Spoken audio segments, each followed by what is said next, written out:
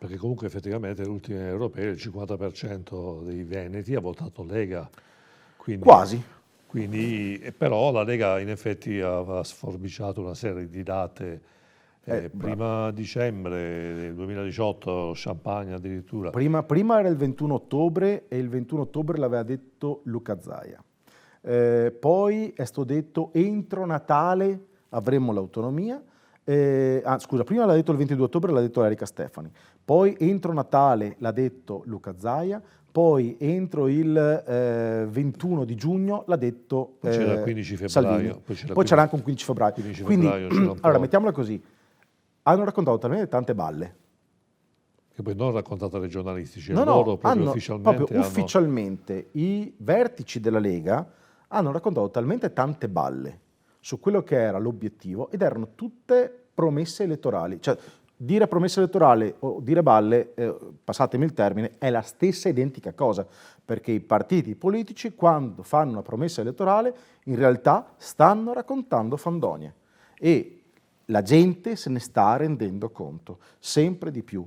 Quindi voglio proprio vedere, ad arrivare da qui al 2020, quando la Lega non avrà ottenuto un benché zero di quello che è il progetto autonomista, come farà a promettere ancora votate noi per avere l'autonomia? Voglio proprio vederlo. Sì, in effetti è una bella sfida per un elettore del Veneto, perché se uno crede a questa cosa... È una sfida a credergli, cioè nel senso, io voglio vedere non soltanto i partiti che lo promettono, io voglio vedere gli elettori se sono ancora così convinti di accettare una promessa elettorale come se questa promessa fosse una cosa vera. Cioè, io voglio vedere, se sarà Luca Zaia il candidato alle regionali per la Lega, voglio vedere Luca Zaia andare in pubblico e dire votate me perché con me si arriva all'autonomia, quando in 2 anni e mezzo da qui al 2020 l'autonomia è pari a zero. Senta, ma secondo lei Zaia rimane qui candidato oppure avrà qualche altro incarico? Allora, adesso vi racconto una serie di aneddoti che potrebbero essere simpatici. Questa è la ricostruzione che faccio io, è una ricostruzione assolutamente soggettiva. Ci sono degli elementi oggettivi, però lascio al pubblico fare un ragionamento.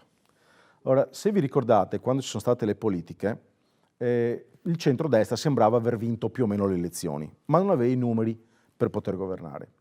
A un certo punto si dice che Luca Zaia abbia avuto l'imprimatur da parte di Berlusconi al fine di poter essere lui il candidato a svolgere il ruolo di Presidente del Consiglio. E sembrerebbe, così si dice, non lo dico io, ma si dice, che ci sia stato un incontro tra Zaia e Berlusconi proprio dove ci sia stato questo incipit. Sembrerebbe, così si dice, non lo dico io, ma si dice, che questa cosa non sia tanto a genio al signor Salvini e se la sia un po' legata al dito e gliel'abbia promessa a Zaia. Ora, cosa è successo? A maggior ragione, se vi ricordate, Salvini non era particolarmente entusiasta del referendum sull'autonomia. Ha dovuto fare buon viso a cattivo gioco, nel senso che a un certo punto ha dovuto dire sì, sì, va bene, ma il referendum l'ha voluto fortemente Luca Zaia, che all'epoca stava ancora correndo in una certa direzione.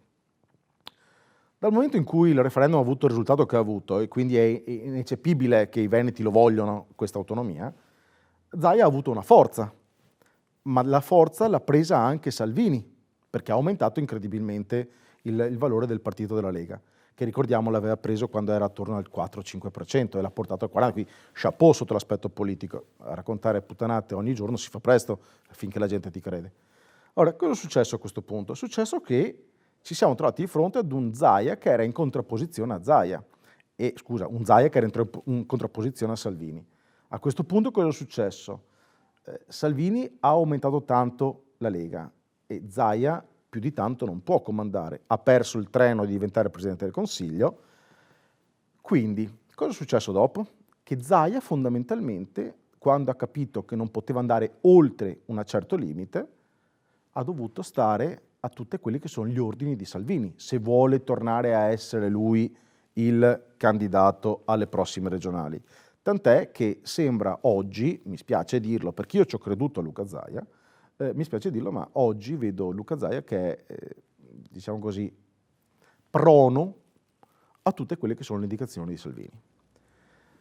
Allora, che dire, forse questo essere prono gli potrà anche dare la possibilità di essere di nuovo candidato, ma non escludo il fatto che se non arriverà nulla di autonomia sia lo stesso Zaia che debba decidere di fare un passo indietro, ma dubito che lo farà a costo zero.